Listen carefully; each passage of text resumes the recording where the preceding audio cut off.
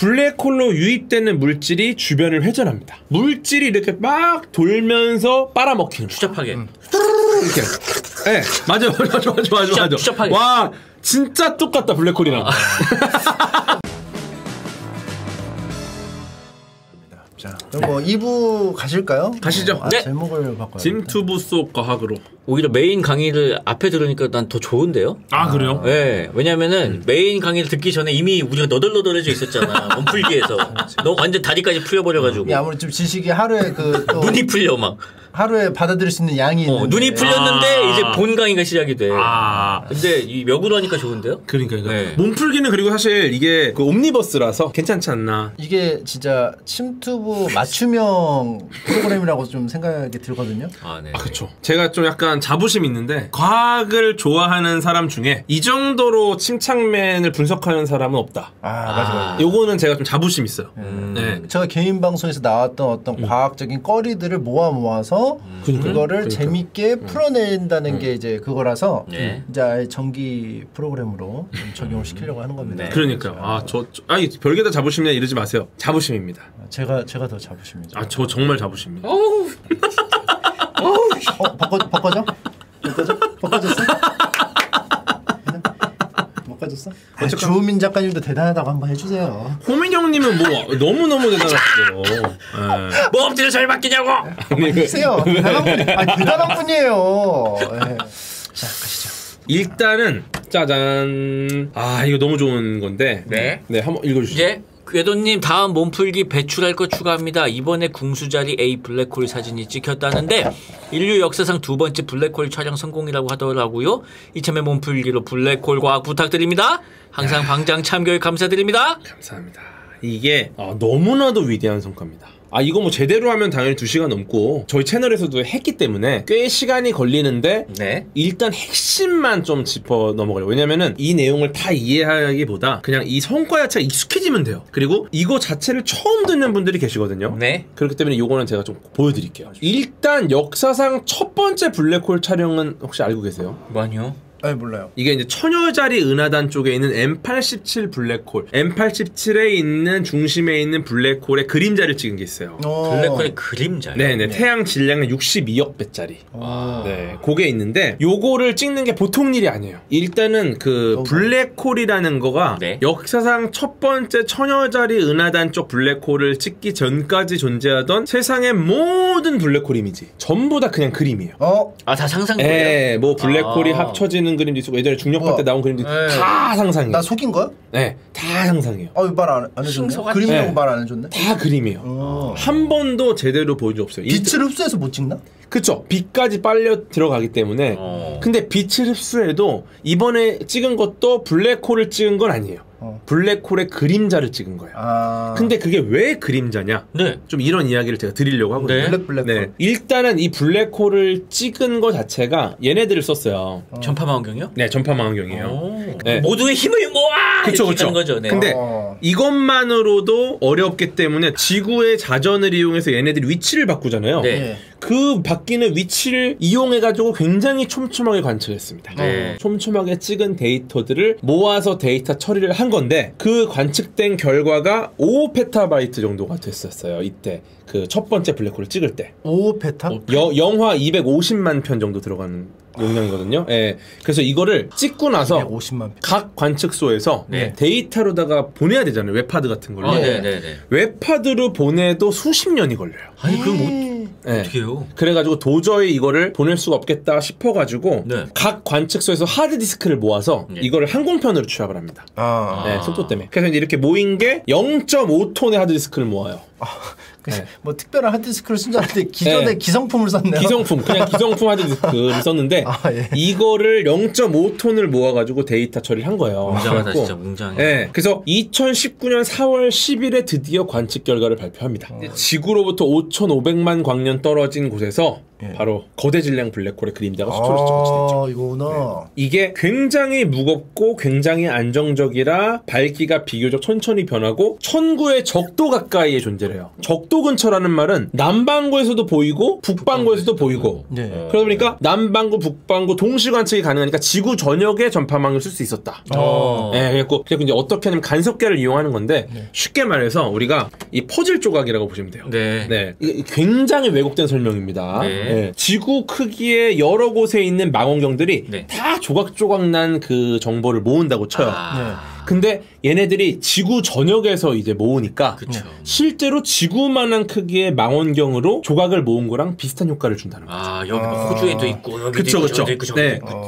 그쵸. 근데 얘네가 떨어져 있으니까 이들의 떨어진 거리만큼 얘네들이 다른 데이터를 모으고 이거를 동시간으로 타임싱크를 딱 맞추니까 기가 막히게 이런 퍼즐 조각들이 다 모이고 이 퍼즐을 하나하나 다 맞춰갖고 딱 하면 저게 돼. 이런 모양이 됐다라는 거예요. 이 블랙홀 그림자가 대단한 게 지금 눈을 깜빡깜빡하면요 움직이는 것처럼 보이죠. 움직여요. 그쵸. 작아졌다가 눈이 커졌다 하면 얘가 숨 쉬어요. 블랙홀은 살아있다. 너 그거 잠 오는 거라는데? 아 그래? 피곤해서. 우리 숨 쉬어. 블랙홀 숨. 여러분들 숨 쉬죠. 근데 지금 제가 왜 이것부터 설명을 드리냐면 이게 천여자리 은하단 엄청나게 멀리 있습니다. 근데 우리가 있는 은하는 우리 은하죠. 우리 은하 중심에도 블랙홀이 있어요. 그러면 사실 남의 은하 중심에 있는 블랙홀, 우리 은하 중심에 있는 블랙홀 어느 게 더 가깝습니까? 우리 은하가 가깝죠. 훨씬. 그러면 어디가 더 궁금해요? 우리 거 일단 우리 게 먼저. 일단 우리 게 궁금하죠. 근데 우리 은하를 안 찍고 최초로 M87을 먼저 찍었어요. 왜 그랬을까요? 엄밀하게는 찍었던 느그 은하부터. 느그 은하부터. 그리고 엄밀히 말하면 먼저 찍었다기보다 거의 동시에 찍었어요. 하지만 데이터 처리가 M87이 먼저 끝났어요. 왜 그럴까요? 멀리 있기 때문에 이 각도가 이렇게 됐나? 지금 되게 좋은 표현이고 지금 여러 가지 이유들이 있어요. 일단 우리 은하 중심 블랙홀이 훨씬 어려워요, 찍기가. 왜요? 왜냐면은 셀카가 찍기 어려운 거랑 똑같나요? 그렇게 볼 수도 있어요. 왜냐면은 너무 작아. 우리 블랙홀이요? 우리 은하 중심의 블랙홀이 너무 작아요. 그러니까 이런 거요. 그러니까 단순히 느그 은하에 있었던 게 그냥 더 큰 블랙홀이어서 그런 거예요? 그쵸. 그러니까 우리 거 왜 작고 아주 멀리 있어요. 근데 엄청 커요. 태양 질량의 62억 배. 근데 우리 은하 중심 가까워요. 대신에 태양 질량의 430만 배. 30만 배인데 돈으로 비교해 볼게요. 우리 은하에 있는 블랙홀은 430만 원이에요. 그래서 저건 62억 원? 저건 62억이에요. 장난 아니죠, 차이가. 너무 큰데요? 미쳤네. 블랙홀 빌 게이츠. 그쵸. 근데 너무 멀기 때문에 얘는 너무 가깝기 때문에 두 개를 비교하면 지구에서는 거의 비슷한 크기야. 달하고 태양처럼요? 네, 그쵸. 정확해요. 달은 작지만 가깝고 태양은 크지만 멀잖아요. 실제 달과 태양의 시직경은 똑같습니다. 거의 지구에서 똑같아. 그러니까 일식하면 딱 겹치잖아요. 맞아요, 딱 겹치잖아요. 그것처럼 가깝지만 너무 작으니까 오히려 멀리 있는 애가 더 유리한 거예요. 더 잘 보여. 오히려 잘 보여요. 왜 그런지도 한번 설명드릴 텐데 일단 블랙홀 그림부터 설명 좀 드릴게요. 이거부터 빨리 바꿔야 돼. 계속 숨 쉬어요. 또 이 그림이야. 왜 숨 쉬어? 왜냐면 이제 설명하시려고. 지금 우리가 찍은 게 그림자예요. 블랙홀의 그림자. 이게 블랙홀은 아닙니다. 그림자 뻘개네? 그림자는 언제 생기죠? 빛이 있어야 생기죠. 맞아요. 밝은 날 길거리에 생기는 그림자는 태양으로부터 오는 광자가 무언가에 가려지면 생기죠. 그렇죠. 그러면은 블랙홀 같은 경우도 어떤 빛이 있는데 그 빛을 무언가가 가리면은 그 뒤에 그림자가 지겠죠. 그래서 블랙홀 근처에 주변에 혹시 빛을 만들어내는 무언가가 있으면 블랙홀이 그 빛을 포획해요. 왜냐면 블랙홀은 빛조차 빨아들이니까. 그렇죠. 그러면 블랙홀이 빛을 포획하고 블랙홀이 빛을 포획하지 못하는 애들은 우리한테 오겠죠. 그렇죠. 그래서 결국 블랙홀 주변에 빛을 내는 무언가가 있고 블랙홀이 포획하는 걸 보면은 우리는 블랙홀의 그림자와 블랙홀이 포획하지 못하는 빛을 찍을 수 있겠다 라고 판단을 한 겁니다. 그러면은 블랙홀 주변에 과연 빛을 내는 존재가 있을까라는 건데 지금 보시면 있죠. 있어요. 빛나고 있어요. 이게 블랙홀로 유입되는 물질이 주변을 회전합니다. 그러니까 블랙홀이 빨아들이는데 우리가 면치기를 하는 거예요. 면치기를 후루룩 하는데 일자로 치는 게 아니라 물질이 이렇게 막 돌면서 빨아먹히는 거예요. 추잡하게 이렇게. 맞아. 추잡하게. 와 진짜 똑같다 블랙홀이랑. 어떻게 블랙홀 어떻게 한다고? 맞아. 그러면은 물질이 이렇게 들어가는 거예요. 이게 블랙홀이라는 거죠? 그쵸. 근데 물질이 들어가다 보니까 얘가 이제 레코드판 모양으로 돌면서 들어가요. 그걸 이제 강착 원반이라 그러는데 이 강착 원반이 쫙 들어가면서 고온으로 가열이 되면서 얘네들끼리 부딪히다 보니까 빛이 나옵니다. 네, 그래서 정리하면 블랙홀 주변에 강착 원반처럼 빛을 내는 뭔가가 있고 얘가 빛을 내니까 우리가 마치 태양빛이 들어오고 그걸 막아서 그림자가 보이듯이 강착 원반으로부터 나오는 빛을 블랙홀이 빨아먹으니까 그 부분이 그림자가 져서 이렇게 블랙홀의 그림자 모양이 나오는 겁니다. 지금 되게 선생님이 심각하게 좋은 말씀 해주시는데 채팅창 뭐라는 줄 알아요? 뭐래요? 루즈라 입술 같다. 루즈라가 누군데요? 포켓몬. 그럴 수 있죠. 뭐 고양이 눈이라는 분들도 계시고. 아니 그 인터스텔라에 나오는 그 가르강티아 블랙홀도 뒤에서 뭐가 계속 이렇게 돌고 있고 맞아요. 반지같이 생겼잖아요. 이게 지금 고리 같은 게 있잖아요. 토성 고리 같은 그게 강착 원반이죠? 그게 강착 원반입니다. 강착 원반. 그러니까 되게 재밌는 게 킵손 박사님이 인터스텔라 영화를 만들면서 블랙홀을 만들어냈어요. 처음으로 회전하는 블랙홀을 만들어냈어요. 물론 이게 블랙홀도 종류가 다양하게 있어요. 이건 거대 질량 블랙홀이고 이제 또 항성 질량 블랙홀이 따로 있고 굉장히 좀 복잡한데 종이 많아요? 종이 있어요 좀. 네. 근데 킵손 박사님이 어쨌거나 그려낸 블랙홀의 기본 형태 이거를 점점 해상도를 떨어뜨려. 왜냐면 그거는 우리가 만들어낸 거니까 해상도가 너무 좋잖아요. 인간이 관측 가능한 형태로 해상도를 떨어뜨리면은 이거랑 되게 흐리겠다. 눈을 흐리겠다. 네, 눈을 흐리겠다. 그럼 이렇게 돼. 모자이크 처리함 이렇게. 네. 그러니까요. 그래서 강착 원반이 있고 중력 렌즈 효과로 뒤쪽에 빛이 넘어와가지고 이런 형태가 되고 뭐 도플러 효과가 있고 막 여러 가지가 있어요. 그게 되게 구현을 잘한 거네요. 정말 잘했죠. 그러니까 패션왕을 이기지. 그러니까 동시에 개봉했거든요. 그런 말 하지 마. 이건 몰랐어요. 패션왕 재밌죠. 네. 보셨어요? 맞아 만화만. 근데 재밌다고 하셨어요. 만화 얘기하신 거예요? 만화. 네. 원작이 또 재밌으면은 영화도 좋으니까. 그렇습니다. 네, 어쨌거나 그래가지고 이게 크기가 어때 보이세요, 블랙홀이? 블랙홀이 우주특 엄청 금. 몇만 년만 걸리고 이런 거 아니에요? 그러니까 이게 광자 포획 반지름까지 사건의 지평선을 넘어서 그냥 광자 포획 반지름까지를 블랙홀의 크기라고 봤을 때. 초거대 질량 블랙홀은 블랙홀의 크기가 끝에서 끝까지 가는 그 거리 그게 빛으로 몇 년이 걸려요. 광년 그게 광년 단위라는 거죠? 크기가 광년 단위. 엄청나죠. 그 정도로 클 수도 있고. 근데 지금 보시면은 요게 오른쪽에 있는 게 바로 이번에 찍은 두 번째로 찍은 블랙홀입니다. 왼쪽은 M87 처녀자리 은하단에서 찍은 거고요. 오른쪽이 이제 궁수자리 A별 쪽에 있는 우리 은하 중심에 있는 블랙홀이에요. 우리 거.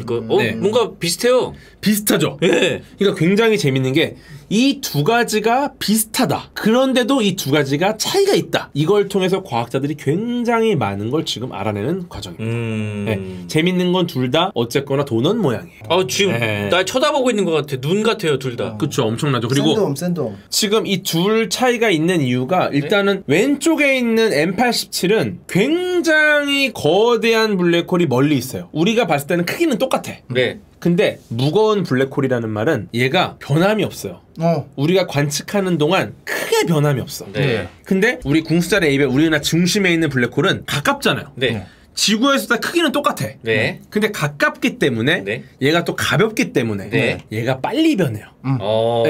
그러다 보니까 우리가 찍고 있는데 찍는 중에도 계속 변해. 오른쪽에 있는데요? 오른쪽이 가깝고 가벼워서 크기는 똑같으나 찍는 중에 변하는 애가 있고 가만히 있지 못해. 멀고 무거운데 그렇기 때문에 찍는 중에 가만히 있는 애가 있고 둘 중에 뭐가 쉽겠어요? M87 쉽겠죠. 왜냐면은 가만히 있으니까. 얘가 안 움직이니까. 그러니까요. 얘가 자꾸 움직이니까 사실상 찍기가 어려웠던 건데 지금 우리 인류가 이제 기술력이 발전해서 데이터 처리 능력이 늘어났습니다. 그래서 이제는 우리 은하 중심부에 있는 블랙홀을 데이터 처리할 수 있을 정도로 우리가 발전했다. 산만한 블랙홀도 이제 찍을 수 있게. 이제 됐다. 굉장히 발전했다는 거죠. 지금 이 둘의 차이와 공통점을 기반으로 과학자들은 훨씬 더 많은 수수께끼들을 해결할 수 있을 거라 봅니다. 근데 이제 굉장히 또 재밌는 게 이 두 개의 블랙홀을 찍고 나서 또 찍을 게 있어야 되는데 이제 근처에 없어. 없어요? 이제 EHT 이벤트 호라이즌 텔레스콥으로 찍을 수 있는 블랙홀이 이제 없어요. 그럼 다른 망원경을 찍어야 돼요? 이제 다음 단계를 고민해야 돼요. 수많은 과학자들이 다음 단계 이벤트 호라이즌 텔레스콥을 고민하고 있어요. 그래서 기대해 봐야죠. 얘로는 못 찍어요, 얘? 얘가 제임스 웹. 좀 달라요. 얘는 적외선 망원경이고 우리 눈에 보인다기보다 우리가 이제 전자기파 기반으로 바로 받을 수 있는 애들이고 전파는 이제 간섭계를 이용해서 촬영을 하는 거다 보니까 좀 달라요. 하지만 제임스 웹도 준비돼 있다. 네, 되게 좋은 질문하셨어요. 우주는 정말 알록달록한가요? 우주 사진 보면은 다 저런 식이거든요. 침투부에서 궤도님의 강의를 듣고 안 될 과학도 챙겨보다가 제임스 웹에서 최근 찍은 사진을 찾아봤는데요. 아직 완벽하게 세팅된 건 아니지만 우측 이미지처럼 붉은 빛을 띠는 모습만 보이더라고요. 과거에 봤던 우주 사진은 허블로 찍은 좌측 이미지처럼 알록달록했는데 조금 다르다는 생각이 들었어요. 구글링하면서 찾아보면 어느 정도 보정이 들어갔다고는 하는데 실제 우주는 어떤 색일까요? 보정이 되었더라도 붉은색과 푸른색이 대부분인 것 같은데 왜 차이가 나는지도 궁금하네요. 별마다 가로등 색깔이 다른 걸까요? 마지막 줄에 별마다 가로등 색깔이라는 표현도 너무 인문학적이고 어린 왕자 같아요. 이분의 질문이 너무 좋은 내용이에요. 네. 일단은 기존의 천체 사진들이 굉장히 알록달록하다라는 게 먼저 있고요. 엄청 화려하죠. 두 번째는 제임스의 망원경이 찍은 사진은 왜 붉은 계통일까? 궁금하다. 붉은색과 푸른색의 차이는 왜 생기는가? 별마다 왜 색깔이 다를까? 이런 것들을 지금 다 담아놓은 거예요. 이 질문 안에. 일단 기본적으로 말씀을 드리면은 천체 사진은 기본적으로 보정이 돼요. 스노우웹이야. 스노우웹으로 찍은 거예요, 저거? 근데 스노우웹은 왜곡이 심하잖아요. 우리가 볼 수 있게 편안하게 바꿔주는 걸 보시면 돼요. 예를 들어 우리 호민 형님이 엑스레이를 찍으세요. 저 자주 찍어요. 요런 녀석 때문에. 엑스레이를 찍으실 때 뼈, 뭐 근육, 뭐 지방 이게 다 뭐 분리가 되잖아요. 그렇죠. 근데 이게 세팅 값에 따라서 달라지거든요. 더 내부에 있는 거를 자세히 보기 위해서 미세하게 사진을 조정하는 거죠. 이런 역할을 천체 사진도 한다. 그렇게 해야 우리가 제대로 천체 사진을 볼 수 있는 거고 사실 우리가 보는 천체 사진들은 과학자가 또 데이터 처리하는 거랑 또 완전 달라요. 과학자는 정말 수치적으로 이 CCD에 들어온 이 광량들을 혹은 여러 가지 파장대들을 스펙트럼들을 다 분광을 하고 굉장히 복잡하게 데이터 처리를 하고요. 하지만 우리에게 공개되는 뭐 허블 우주 망원경이 찍은 것들이나 이런 거는 정말 많은 영감을 줄 수 있게 이렇게 보정을 하죠.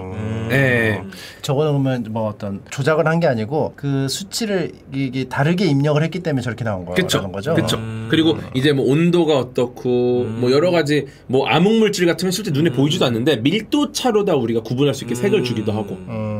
즉 우리가 쉽게 이해할 수 있고 볼 수 있게 여러 가지 처리를 무조건 할 수밖에 없다. 인스타용이야. 인스타용. 그렇게 보이는 거고. 일단은 제임스의 우주 망원경 설명을 살짝 드릴게요.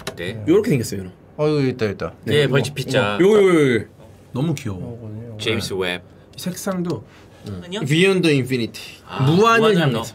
이게 이제 빅뱅 직후를 보는 거라 거의 인류가 볼 수 있는 거의 한계 끝까지 간 거야. 어쨌거나 이렇게 생겼어요. 근데 지금 보시면 거울이 몇 개입니까? 둘, 넷, 여섯, 여덟. 엄청 많죠.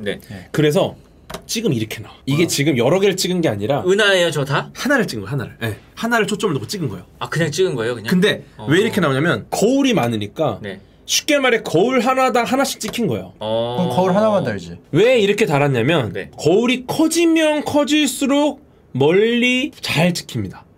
그렇겠죠. 근데 저기 깔끔하게 거대한 거울을 넣는 게 보통 일이 아니에요. 그렇겠죠. 그래서 나눠서. 그렇죠. 아이디어인 거예요. 이 거울을 키우는 게 한계가 있으니까 이거를 여러 개를 달아서 얘네들을 미세 조정해서 마치 하나의 거울처럼 만들면 어떨까. 그래서 이렇게 찍힌 거예요. 근데 이게 우리가 딱 원하던 거야. 왜냐면은 얘네들 각각이 어떤 거울인지를 우리가 알아요. 그러면 나중에 합칠 수 있겠군요. 이걸 통해서 번호를 붙이고 이제 거울 하나하나를 정렬합니다. 이렇게. 얘가 뭐고 얘가 뭐고 얘가 뭐고 해서 이제 다 정렬을 했어. 그러고 나면은 이제 얘네를 하나로 원기옥처럼 모아서 어셈블! 이렇게 되는 거야. 기가 막히지 않습니까? 맞춰지는 거야 이제. 맞춰지는데 와 이게 지금 보시면은 스파이크 모양으로 돼 있죠. 지금 이렇게 스파이크 모양으로 돼 있는 얘가 중요한 게 아니에요. 그럼 뭐가 중요한 거예요? 지금 주변에 보이는 수많은 은하들. 엄청나게 높은 해상도 은하들. 원래 이 정도로 은하가 보이려면 정말 좁은 여행을 오래 찍어야 되는데 그쵸. 정말 허블 우주망원도 훨씬 넓은 여행을 찍어서 이렇게 예쁘게 나온 거예요. 와, 이게 성능 진짜 좋다. 근데 이 스파이크 모양이 왜 생기냐면은 지금 보시면은 요 스파이크 있어요. 가로에 짧은 요 두 개의 스파이크. 그렇죠. 얘는 이제 부경 지지대에 의한 회절 스파이크입니다. 무슨 그러니까 지금 보시면은 얘가 지지대. 요거 얘 때문에 어쩔 수 없이 생기는 거야. 저거 어떡하죠 그럼? 그럼 저거 없다 치고 우리가 예상할 수 있는 문제는 우리가 데이터 처리할 수 있어요. 스파이크. 너무 방해되는데. 이게 기다랗고 진한 스파이크잖아요. 6개 스파이크는 제임스 웹 거울이 육각형 모양이라서 발생하는 회절 스파이크입니다. 보시면은 원이면 없어. 근데 육각형이라서 이렇게 생기는 거야. 생겨. 그래서 쪼개면 어쩔 수 없이 생기는 거야. 어쩔 수가 없어. 육각형 꼭지점 부근에서 반사돼서 들어오는 빛이 주변으로 회절하면서 발생하는 스파이크예요. 이거 어쩔 수 없어요. 근데 이게 뭔지 알기 때문에 일단 우리는 데이터 처리할 수가 있는 거고, 그래서 충분히 훌륭한 관측을 할 수 있다라는 건데, 별 같은 경우는 뜨거우면 파장이 짧아서 푸른색이 되고요. 차가울수록 파장이 길어지니까 붉은색이 돼요. 뭐 우리 온수할 때도 뜨거운 물이 빨간색, 차가운 물이 파란색이잖아요. 별은 반대예요. 그러네요. 천문학자들 그러면 욕조는 반대로 돼 있나요? 근데 괜찮죠. 천문학자들도 씻을 때는 알고 있으니까. 자기가 별이 아니기 때문에. 그쵸. 자기가 별이면 반대 색깔로 해야 될 텐데. 천문학자가 그거까지 못할 정도면 사실 사회 부적응이라고 하죠. 사회 적응했으니까 천문학자가 바보인데. 어쨌거나 그래서 붉은색, 푸른색으로 이 별이 만들어지는 건데요. 제임스 웹은 좀 달라요. 이 녀석은 달라. 보세요. 이게 제임스 웹 사진인데 뭐 어떻게 된 거예요 지금? 맨 왼쪽이 이제 와이즈 망원경으로 찍은 거고요. 왼쪽에 맨 왼쪽. 그 다음이 스피처 망원경으로 찍은 거고, 맨 오른쪽이 제임스 웹입니다. 똑같은 곳을 찍은 건데 옛날 게임 요즘 게임 같아. 성도가 다르네요. 미쳤어요.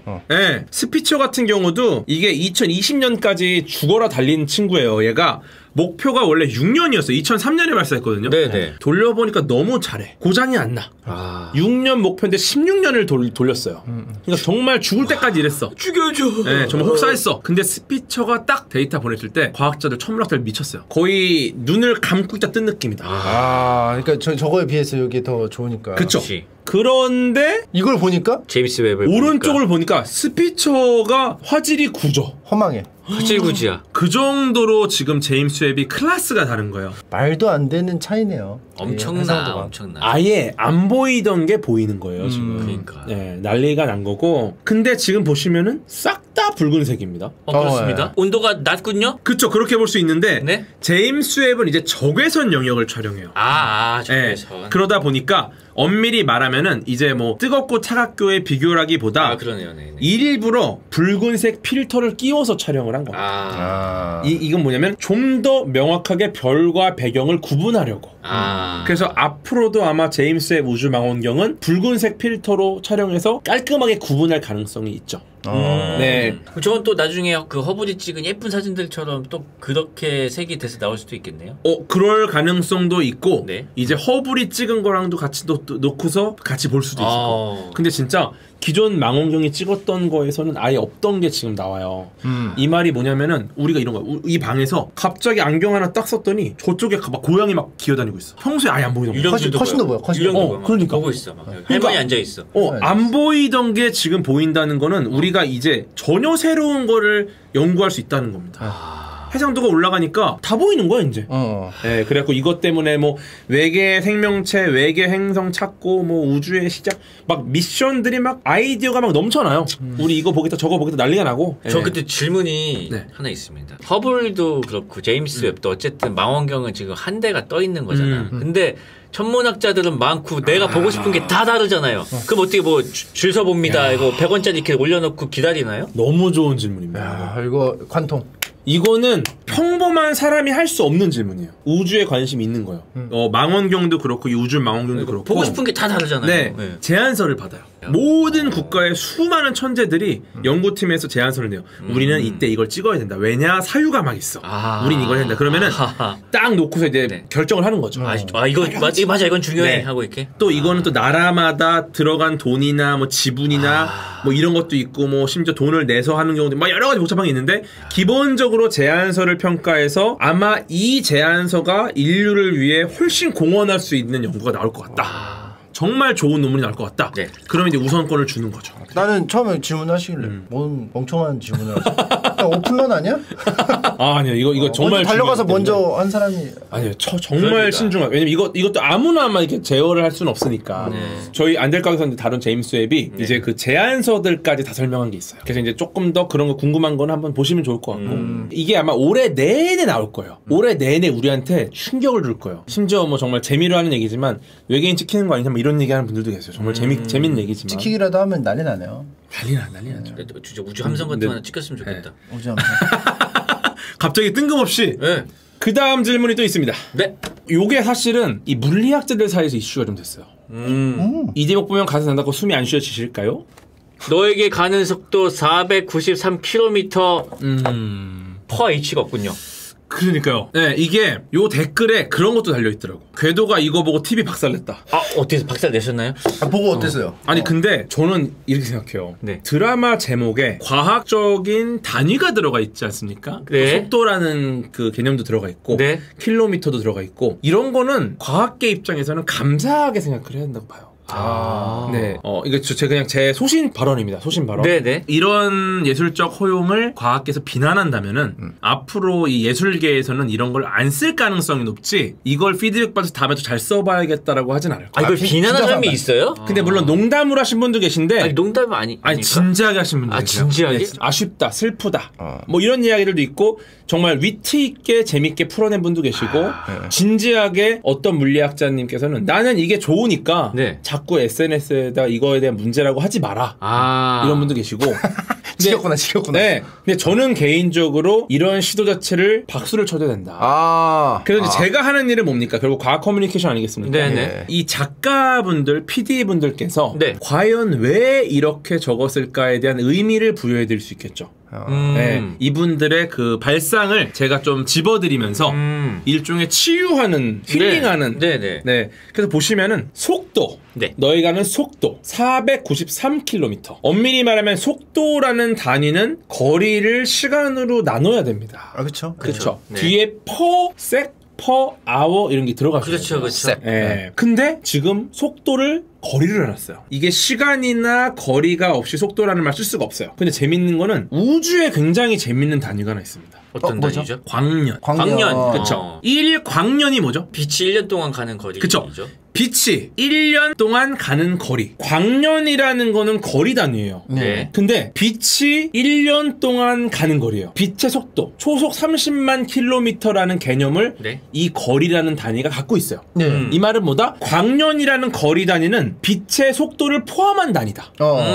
이 말은 뭐다? 너에게로 가는 속도 493km는 속도를 포함한 거리 단위라는 걸 보여준 겁니다. 지금 저는 광년처럼 네, 이 제목이 우주에 존재하는 광년이라는 단위에서 착안한 아이디어가 아닌가. 그러니까 이것도 맞는 말이다. 그러니까 이거 자체가 사실 이게 우주에 대한 이야기는 아닐 거 아니에요. 그렇죠. 하지만 우주의 광년 단위는 빛의 속도를 이용해서 거리를 나타내요. 네. 그렇기 때문에 속도로 거리를 나타낼 수 있다라는 예술적 호용을 광년으로부터 모티브를 얻어 만들어낸 제목이니까 이 작가분이나 PD님들은 꽤나 멋지게 지은 거다. 저는 딱 보자마자 느낀 게 이걸 표현하려고 한 게 아닌가. 지금 거예요? 보면 손을 잡고 있어요. 음. 이 청춘. 새끼손가락이 겹쳤어요. 청춘의 어떤 느낌이죠. 그러니까 네. 미친 듯이 달려가고 싶어. 그쵸? 너에게 가는 속도. 네네. 493km per hour. 를 해야 되는데 그걸 또 쓰지 못할 정도로 빠른 거야. 쓰다 만 거야. 가고 이거를 시적 허용으로 문과적으로 표현한 게 아니까 per hour를 못 쓸 정도로 빨리 가고 싶다는 거야. 그 정도로 급했다. 그걸 표현한 게 아닌가 싶은 거야. 저기. 근데 이 훌륭한 해석이네. 493km per hour겠죠? 저거는 저 셔틀콕 속도인가요? 스매시 할 때? 세컨으로 되면은 이제 우주 쪽으로 갑니다. 그쵸. 이거 약간 천문 쪽으로 가죠. 네, 그럴 것 같아요. 셔틀콕이 근데 저렇게 나와? 굉장히 빠르죠. 아무튼 요것도 이렇게 좀 힐링을 해서 저는 이 예술계에 계신 분들, 미디어에 계신 분들, 작가님, PD님들이 네. 계속 도전했으면 좋겠어요. 과학계가 받아들일게요. 저희가 어떻게든 해석해 드릴게요. 그러니까 써주세요. 여자가 저렇게 손을 잡으면 어떻게 행동해야 될까요? 일단은 요거를 보면은 알 수 있는 게 꽤 많이 있어요. 남자 손이 먼저 들어갔습니다. 이 말은 뭐냐면은 시간 관계를 알 수 있어요. 누가 먼저 덮었는가. 근데 지금 남성이 피하지 않았죠. 예. 쟤도 속마음은 좋아해. 아이고. 예. 그래서 가만히 있는 거고요. 그리고 지금 남자 같은 경우는 이 친구가 조금 운동을 열심히 하는 친구는 아니에요. 왜냐면은 물이 안 마셨어. 갈증이 하나도 안 난다는 겁니다. 네, 갈증이 하나도 안 난다는 거기 때문에 저 친구는 그냥 사진 찍으려고 앉아있다. 파이팅이 넘치는 친구가 아니다. 네. 이런 거 조금 아쉽죠. 그리고 여기서 우리가 관가하면 안 될 게 지금 이 둘만 보고 있잖아요. 이 친구가 포인트입니다. 뭐야? 있었네? 사람이? 이 둘이 말도 안 되게 좋은 분위기를 만들고 있지 않습니까? 네네. 요거 뒤돌아보고 있죠? 이거 뒤돌아보고. 보여. 뒤돌아보고 있어요. 근데 뒤돌아보고 있어. 아니에요. 눈은 굉장히 틀어서 요거 보고 있어요. 왜냐면 이거 느낌이 있거든. 얘네 둘이 뭐 있을 것 같은 거. 그러니까 이 친구가 너무 슬픈 거죠. 왜냐면 이분이 없어져도 상관없잖아. 이 둘만 있어도 되잖아. 굳이 왜 넣었을까? 좀 슬프죠. 아무튼 뭐 여러 가지 고민이 드는 이미지입니다. 재밌어 보인다. 네, 좋습니다. 요런 질문 왔습니다. 개돈님 음스 투척하고 갑니다. 무한동력은 존재하는 거잖음. 요거 어떻게 생각하십니까? 자, 트럭 앞에 금속을 달고 크레인으로 앞에 자석을 달면 앞에서 계속 저 자석이 메탈을 끌어당기기 때문에 앞으로 갈 수밖에 없죠. 그죠. 이거는 그거랑 똑같죠. 옛날에 이제 말 앞에다가 당근을 이렇게 달면은 말이 이렇게 당근 먹으려고 앞으로 갔는데 그럼 간다는 거잖아. 그러니까. 그치. 이게 제가 미취학 아동 시절에 실제로 만들어 왔어요. 실제로? 네, 왜냐면은 어떻던가요? 제가 미취학 아동 시절에 자석을 처음 발견했을 때 되겠는데? 보이지 않는 힘으로 당긴다? 너무 신기해서 몇 날 며칠을 자석만 갖고 논 적이 있어요. 그래갖고 제가 갖고 있는 장난감에 자석을 테이핑하고 나무 막대기를 붙여갖고 앞에 자석을 붙이고 별의별 짓 다 해봤어. 왜냐면 저도 이게 될 줄 알았거든. 아무도 안 알려주는데 그걸 하신 거잖아요. 왜냐면 이 힘을 이용하면 뭔가가 될 거. 제 어릴 때 꿈이 무한동력 장치였어요. 자석을 처음 접하면 이거부터 생각하나 봐. 네, 진짜 이거는 무조건 기가 막히다고 생각해. 그러니까 이 아이디어는 그치. 제가 볼 때는 예전에 호모 사피엔스도 최초의 인류도 이거 생각했어요. 처음에 자석 있는 물건을 만져봤을 때. 와, 근데 이게 그냥 이거를 설명하기 사실 어렵긴 해요. 해보면 바로 아는데. 간단하게 말하면은 저 자석이 저 메탈을 당기잖아요. 이렇게 생각하시면 돼요. 호민 형님께서 제 귀를 잡고 당깁니다. 제가 어떻게 합니까? 따라오나요? 따라가죠. 따라가죠. 호민 형님이 제 귀를 잡고 당기면 따라가죠. 그쵸? 이 그림은 뭐냐면은 내가 내 귀를 당기는 거예요. 이동합니까? 아니요. 이동 안 해요. 이렇게 될 뿐. 간단히 생각하세요. 누가 내 귀를 당기면 이동하지만 내가 내 귀를 당기면 제자리에 있다. 그래서 안 된다. 저 장면은 내가 내 귀를 제자리에서 당기는 거랑 똑같습니다. 깔끔하죠?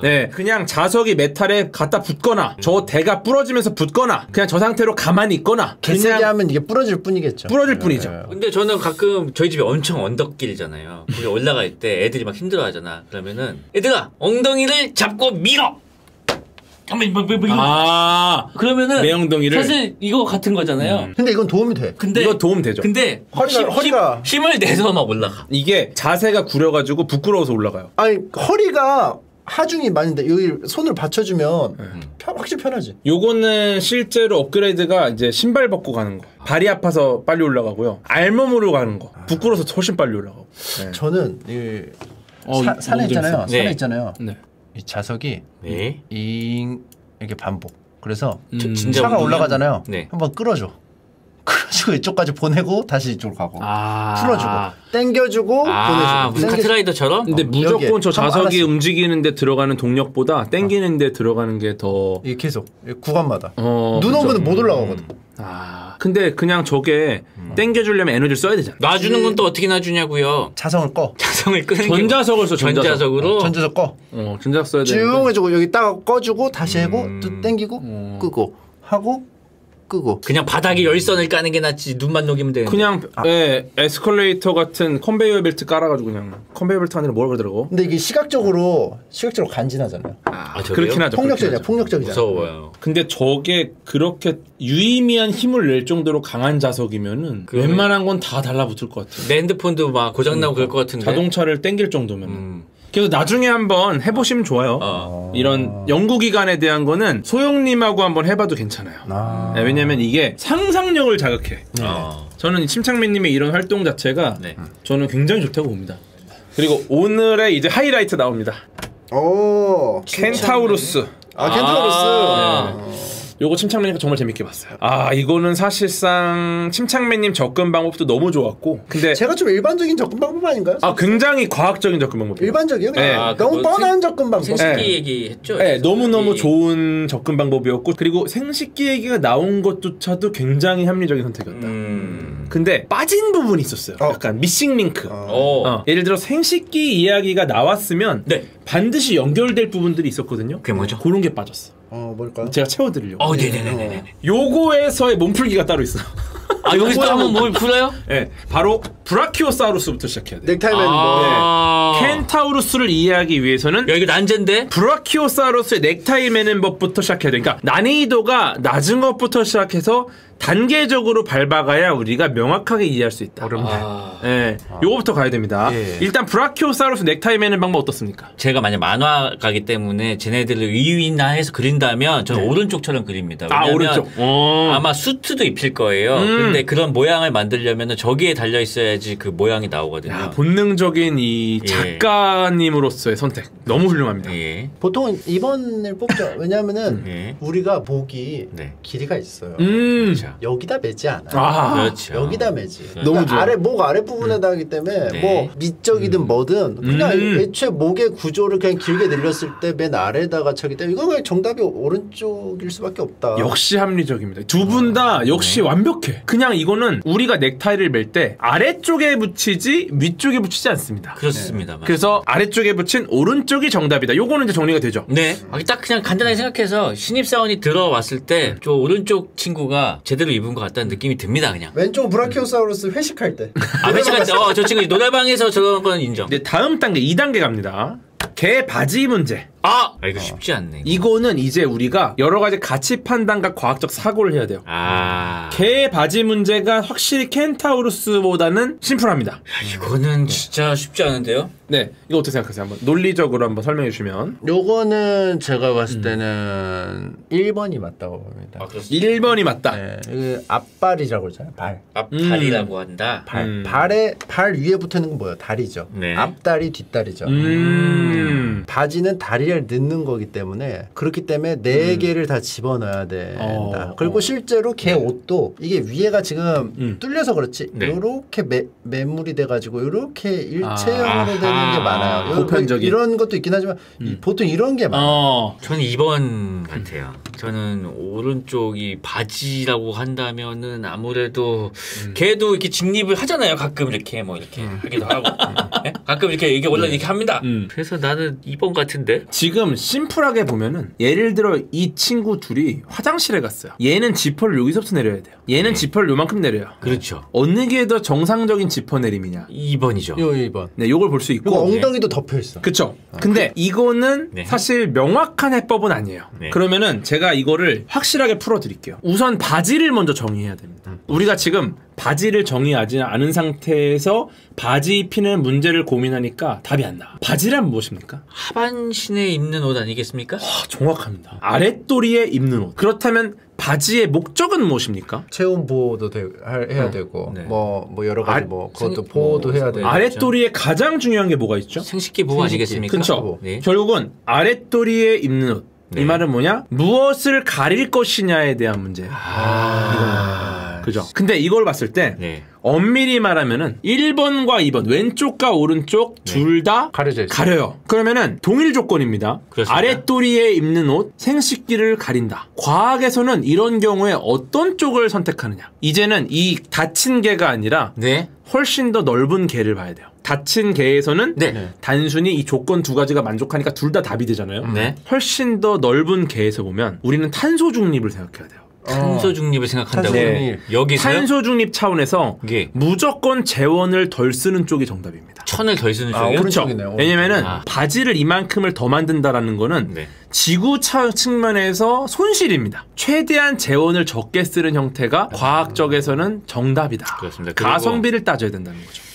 근데 저는 바지가 체온 조절 그 보호도 하고 손실을 막기도 하고 어떤 생채기 나는 것도 좀 보호를 일정 부분 보호를 해주고 이런 부분에 있어서 이걸 다리라고 한다면은 여기까지도 좀 되지 않나? 그러니까 얘가 좀 약간 오바해서 우스꽝스럽게 해서 그렇지 이게 요렇게까지 커버가 됐다면 근데 좀 이게 더 지금 납득이 되지 않았을까? 지금 체온 말씀을 계속 하시는 거잖아요. 네. 체온을 유지해야 된다는 게 지금 추운 상태에서 유지하는 겁니까? 더운 상태에서 유지하는 겁니까? 보통은 이제 추운 상황에서 그쵸? 유지를 하죠. 그러면 이 개가 지금 추운 환경인지 더운 환경인지를 알 수 있는 단서가 또 있어요. 제가 맞춰볼까요? 혀가 나와 있습니다. 그쵸. 지금 이 개는 더운 지역에 있어요. 왜냐면은 입을 벌리고 숨을 쉬면서 체온 조절을 하거든요. 둘 다 필요 없네요? 아니죠. 어쨌거나 둘 다 바지를 입긴 입어야 되는 상황이야. 꼭 입어야 된다. 꼭 그쵸. 입어야 네, 예의 지켜야 돼. 그쵸. 이 두 개는 그리고 지금 입을 벌리고 있는 걸로 봐서는 이 지역이 추운 지역이 아닙니다. 아하. 네. 그렇기 때문에 여러모로 봤을 때 탄소 중립 차원에서 오른쪽이다. 오른쪽이다. 네, 이게 과학에서의 올바른 선택이에요. 아랫도리는 아래는 여기다. 그쵸. 아래의 도리. 이게 아래의 도리를 아는 거죠. 네. 도리를 찾아서. 그리고 도리를 아는 얼굴이에요. 지금. 그러니까 도리를 알아요. 그렇죠. 그러니까 이게 지금 이 문제 자체도 사실 난제예요. 난제.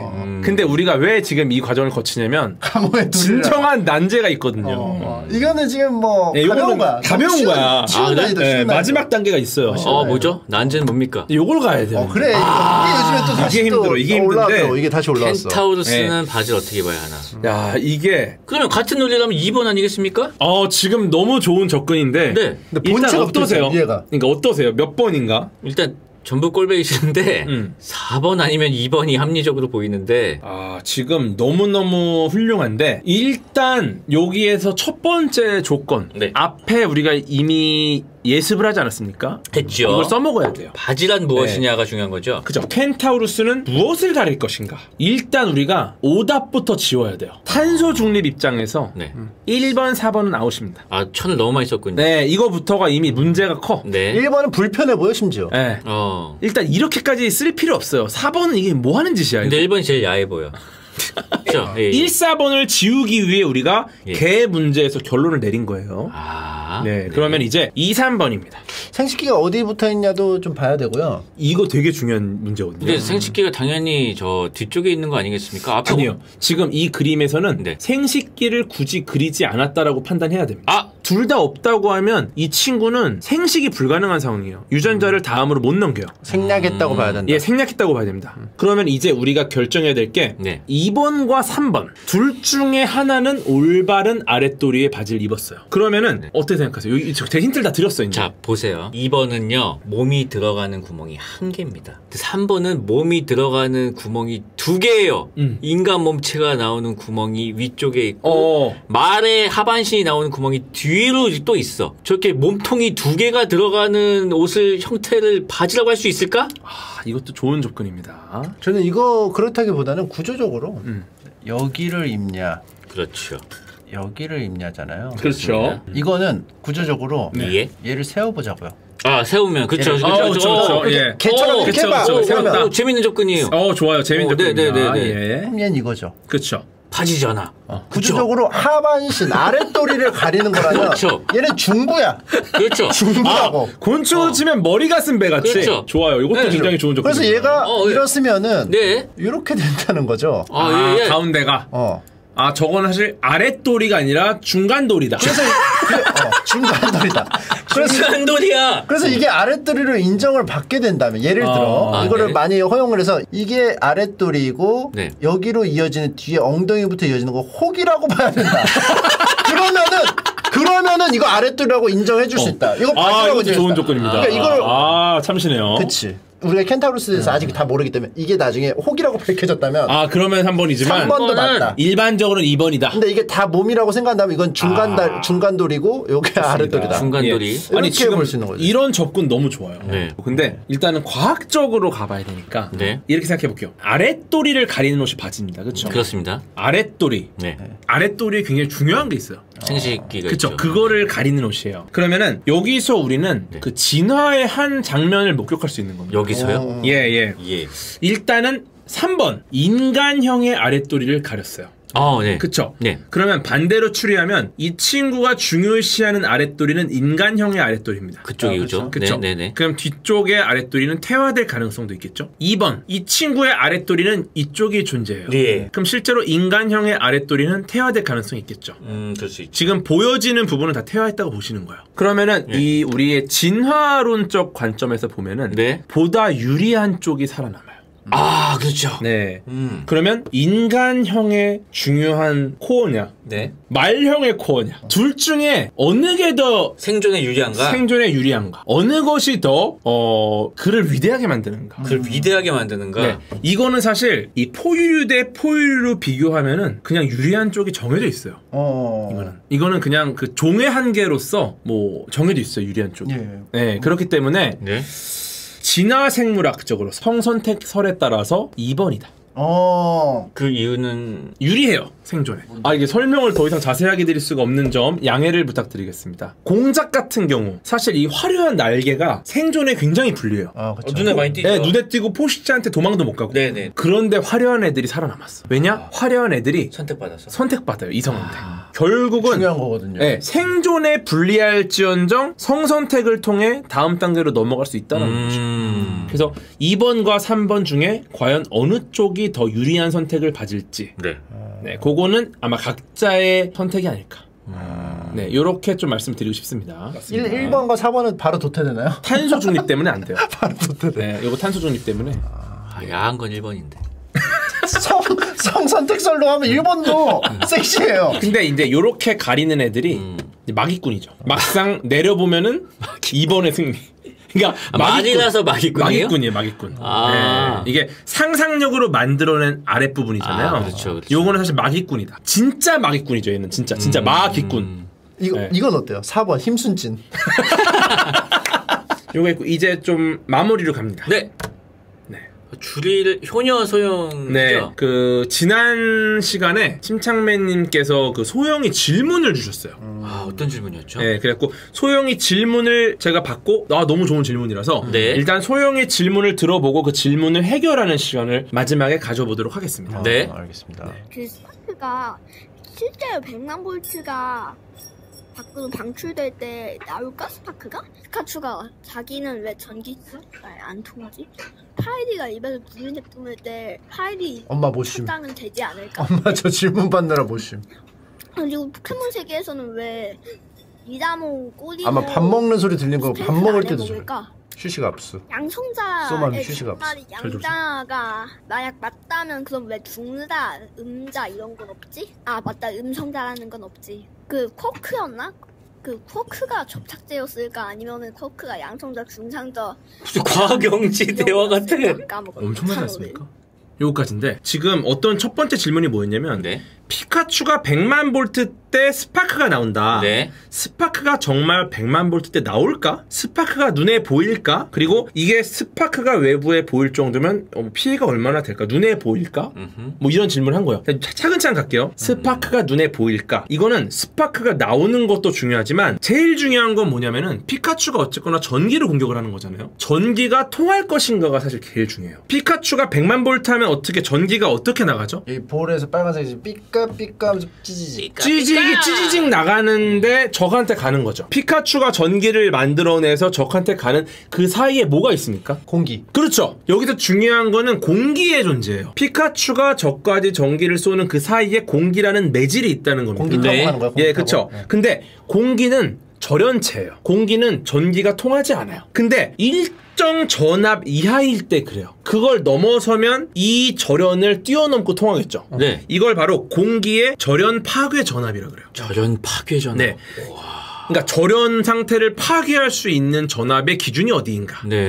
그래서 일반적인 공기의 절연 파괴 전압이 센티미터당 3만 볼트입니다. 이 센티미터당 3만 볼트가 넘어가면 공기의 절연이 파괴된다라고 보시면 돼요. 네. 물론 이 부분도 굉장히 전문적인 영역이라서 뭐 수치나 약간 오차는 있을 수 있어요. 그런 거 감안해서 들어주시면 될 것 같고 그냥 이 접근 방식을 같이 이야기해보자는 겁니다. 네. 그래서 대기 온도가 20도 기준이고요. 대기압 1기압 기준이고요. 습도에 따라 차이는 납니다. 근데 어쨌거나 센티미터당 3만 볼트입니다. 이 말이 무슨 말이냐면 피카츄의 기술이 100만 볼트입니다. 그렇죠? 네. 100만 볼트라면 절연 파괴가 가능해요. 전기가 공기를 따라 간다는 말이고 발사가 된다는 말입니다. 네. 하지만 33cm를 넘어가면 안 돼요. 그럼 완전 근거리네요. 네, 그렇죠. 그러니까 피카츄의 100만 볼트라는 스킬은 매우 가까이서만 절연 파괴를 통해서 공격할 수 있는 스킬입니다. 33cm. 근딜이었네. 그렇죠. 33cm 이 범위 안에서는 도체 주위의 유체 이온화로 발생하는 정기적 방전인 코로나 방전이 일어날 수 있습니다. 네, 이게 마술할 때 나오는 그런 거요? 네, 근데 이게 우리가 보통 전기 스파크가 뛴다는 게 바로 이 코로나 방전인데 이때 소리와 빛 열이 나요. 그냥 정리하자면 피카츄는 100만 볼트라는 기술을 33cm 이내의 범위에서 공격을 할 거고 이때 코로나 방전에 의해서 빠지직하는 소리와 빛과 열이 발생할 것이다. 근데 이게 아시는 분은 아시는데 한국으로 넘어왔을 때 100만 볼트가 된 거고 원래는 기술 이름 10만 볼트예요.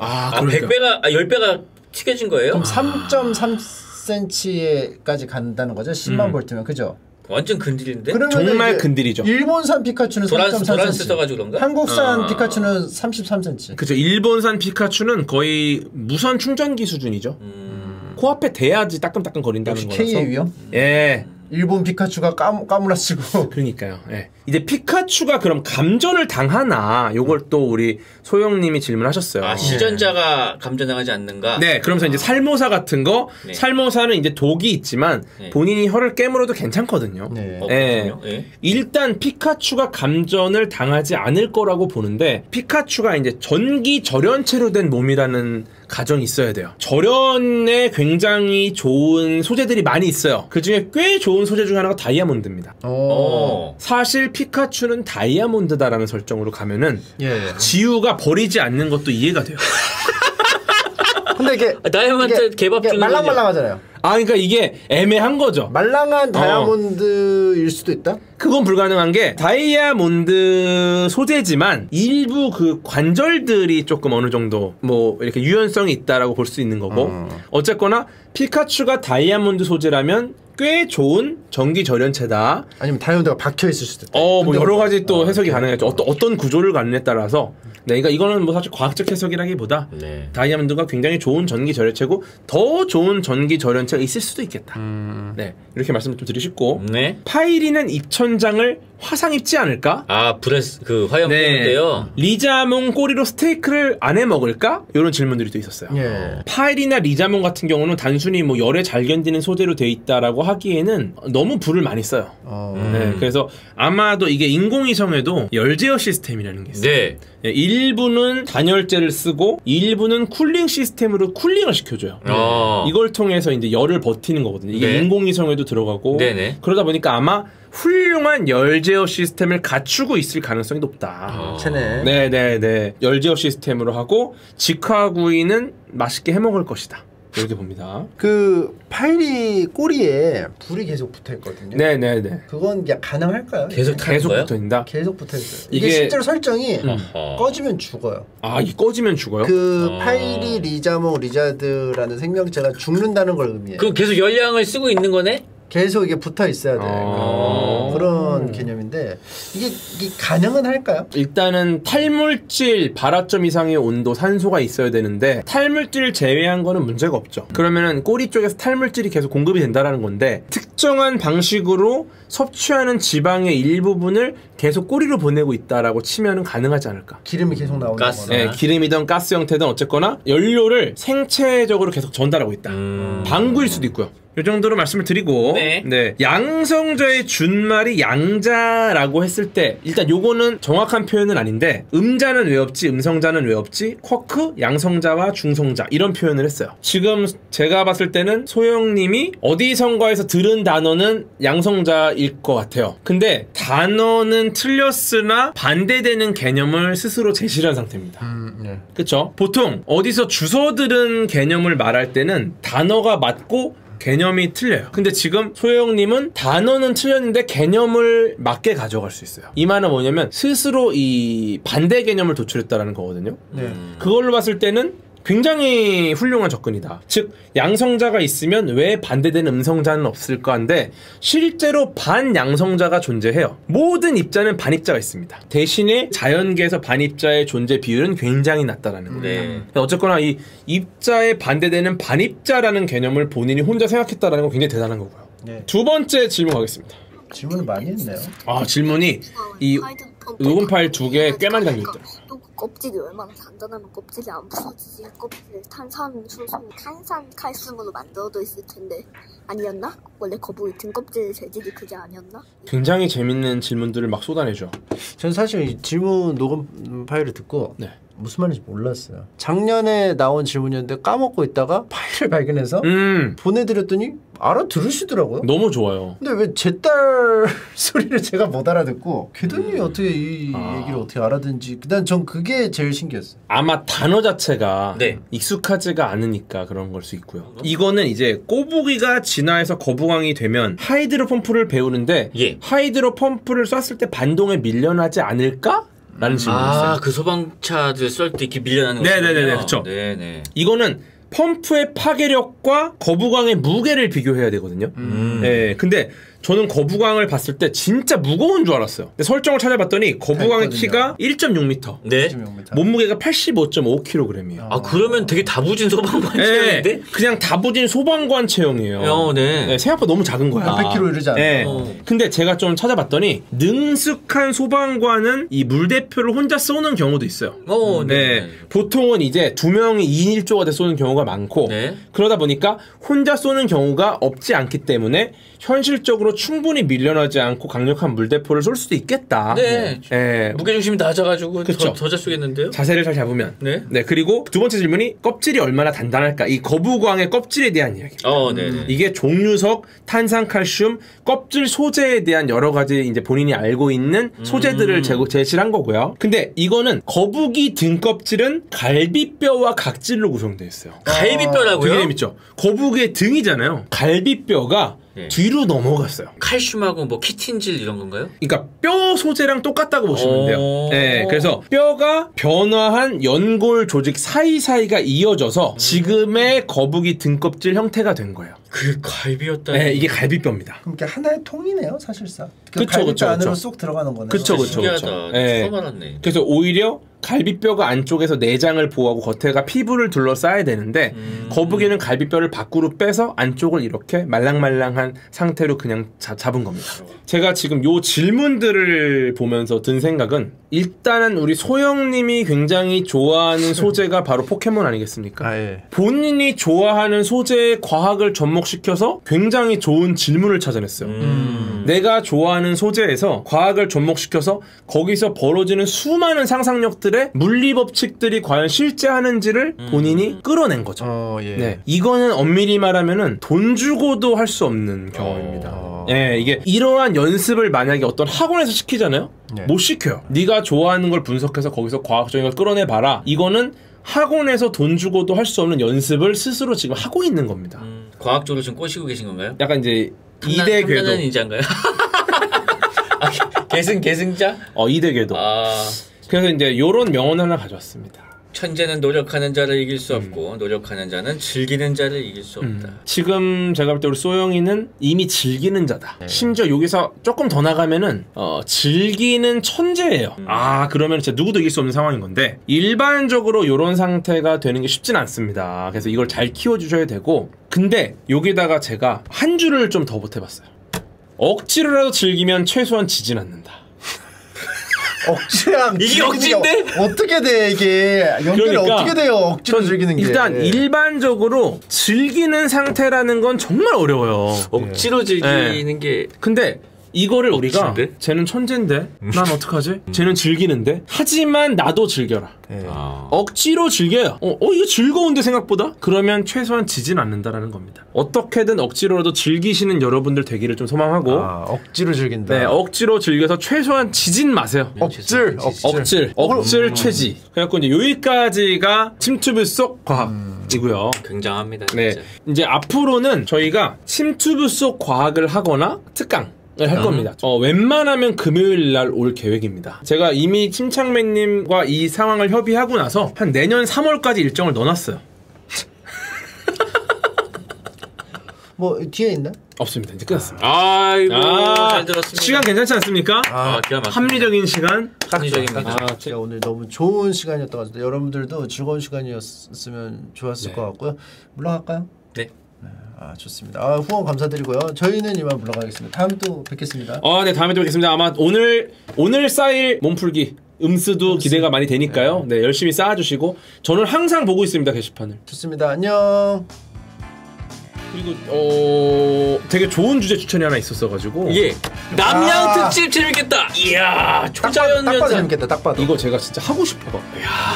엑토플라즘 막 나오고. 너무 재밌겠다 이거. 근데 이거를 정말 재밌게 하려면은 사연을 받아야 돼요. 우리 한국인 분들이 본인이 겪었던 무서운 현상들, 정말 약간 트라우마가 생길 수도 있고 아직까지도 마음속에 조금 꺼림직하게 남아있다, 이런 것들을 사연으로 좀 접수를 해주시면은 제가 과학으로 힐링을 해드리겠다. 네, 그래가지고 과학적 사고로 분석하면 전혀 무섭지 않고 굉장히 일반적인 상황, 일종의 퇴마, 구마의식이 되지 않을까.